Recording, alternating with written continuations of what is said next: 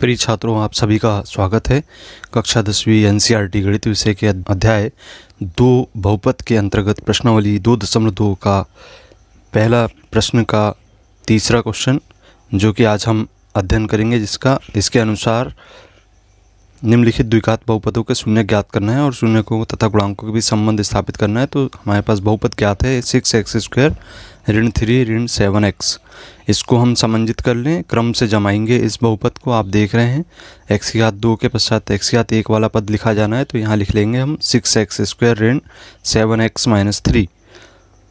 अब इसके बाद 6 और ऋण 3 का गुणा कर दें, ऋण 18 होगा। इसको इस तरीके से दो संख्याओं में हम विभाजित करेंगे कि योग करने पर ऋण 7 आए और गुणा करने पर ऋण 18 आए। तो ऐसी दो संख्याओं पर विचार करें हम, 1 और 18, 2 और 9, 3, 6। अब इन तीनों में से कोई एक समूह को चुनना है जिसमें कि गुणा करने पर 18 आ जाए और जोड़ने घटाने पर 7 आए। तो हमें ऐसी दो संख्याएं दिखाई दे रही हैं, 2 तथा 9 होंगी।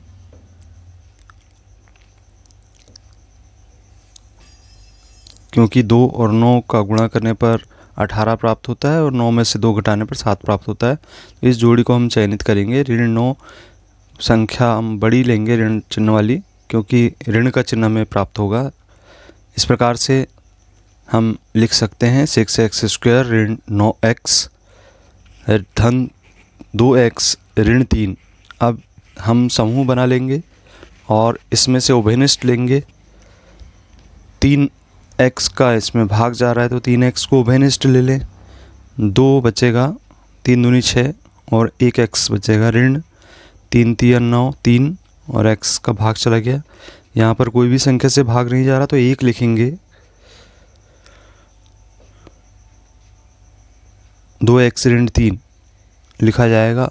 इसमें हम देख रहे हैं 2x ऋण 3 दोनों कोष्टक में आ रहा है। इसका मतलब इसको हम उभयनिष्ठ ले लें। यह हमेशा एक से ही आएंगे ये कोष्टक, 2x ऋण 3 कोष्टक में, और यहाँ 3x शेष बचेगा और धन 1 शेष बचेगा। इस प्रकार से दो गुणनखंड निकल गए। इसके हम शून्य ज्ञात कर लें, बराबर शून्य रख दें।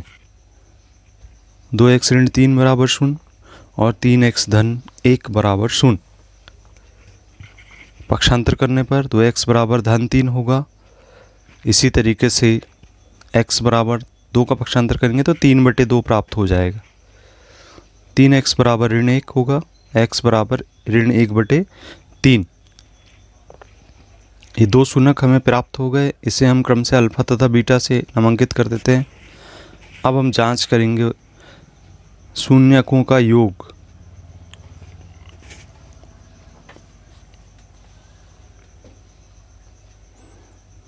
बराबर अल्फा धन बीटा, और अल्फ़ा और बीटा के यदि हम मान रखते हैं तो 3/2 धन ऋण 1/3। तो यहाँ पर ऋण 1/3 कोष्टक में लिख दें हम, और धन का ऋण में गुणा होने पर ऋण 1/3।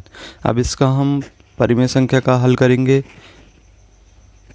लघुत्तम 2 तिया 6 आएगा, जिससे भाग देने पर 3 तिया 9 होगा और 3 दूनी 6, 2 एकम 2। इस तरीके से 7/6 प्राप्त हो जाएगा। अब हम इसे ऋण का चिन्ह लगा के इस तरीके से लिख सकते हैं।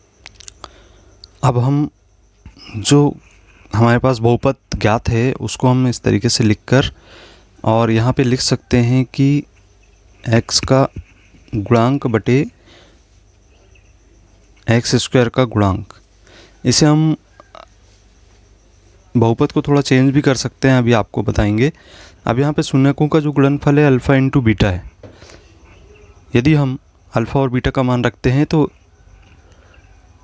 3/2 गुणित ऋण 1/3। इसे इस तरीके से लिख लें, 3/2 गुणित 1/3। 3 से 3 कैंसिल करने पर ऋण 1/2 प्राप्त होगा। हम देख रहे हैं यहाँ पे बहुपद ऊपर हमने इस तरीके से लिखा, और इसे ऋण 7/6 भी लिखा जा सकता है बटे 1। अब ऐसा इसलिए लिख रहे हैं क्योंकि हम जो बहुपद है उसको हम 6 का पक्षांतर कर दें तो इस तरीके से लिखा जाएगा, 6 का पक्षांतर करने पर बटे में, और या 6 का भाग दे दें, जैसा भी आप समझे। तो इसको इस तरीके से सरल करने पर ये बहुपद हमें प्राप्त हो गया। x का गुणांक आपका ऋण 7/6 आया और x² का गुणांक 1 आया। अब इसी तरीके से यहाँ पर ये हमने इस प्रकार से इसे लिख दिया। अब हम यदि शून्यकों के गुणनफल में भी विचार करें तो विचार करने पर ये देख रहे हैं हम कि हमें ऋण 1/2 प्राप्त हुआ है। इसे हम ऋण 1/2/1 लिख सकते हैं। अब जो ऋण 1/2 है वो हमें अचर पद के रूप में, जैसा कि बहुपद को हमने सरल करने के पश्चात प्राप्त किया, तो ये अचर पद हो गया आपका, और बटे इसी तरीके से ये x⁻2 का गुणांक प्राप्त हो गया। आशा करता हूँ कि इस तरीके से ये प्रश्न समझ में आया होगा।